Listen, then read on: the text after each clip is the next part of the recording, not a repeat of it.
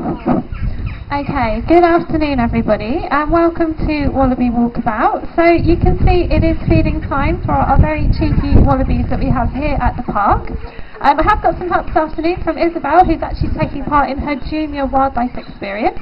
So she's going to be helping me feed them to start with, but after that we are going to need a few more volunteers. So would anyone else like to have a go at feeding them?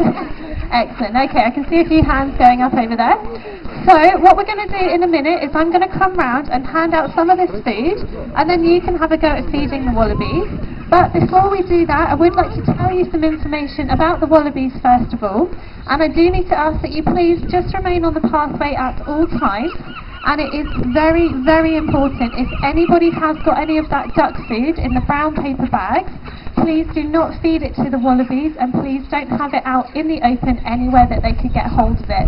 Now, our wallabies are very naughty and cheeky, and they will go into your pockets, especially into pushchairs and handbags to try and reach at that bird food, because they love the taste of it, but unfortunately it's actually very harmful to them. It will give them an upset stomach, so if you could just make sure that it's really kept out of reach from them, we'd really appreciate that. Okay, so the wallabies you can see here, these are actually called Bennett's wallabies. They're also known as red-necked wallabies, and they are the largest species in the world. They are actually related to the kangaroo, and you find them in parts of southern Australia and Tasmania, and they like to live on nice lush grassland areas. And they also like to live nearby a forest, like a eucalyptus forest, as they will actually use the trees to give them some cover and protection from any predators, and also protection from the sun during the hottest parts of the day. So you might have seen our wallabies today, when it gets really sunny, they actually like to lie down underneath the trees in the shade, keeping nice and cool. But then they start getting a bit more hungry. In the wild, their main feeding time is around dusk, because it's obviously a bit cooler then.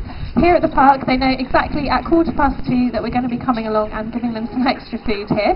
We do feed them about 3 or 4 times a day. And wallabies, their favourite food are also things like grasses and shrubs and small plants and brush. So here at the park, they have got the grass they can graze on throughout the day. Also, we give them a selection of fresh fruits and vegetables and hay every afternoon.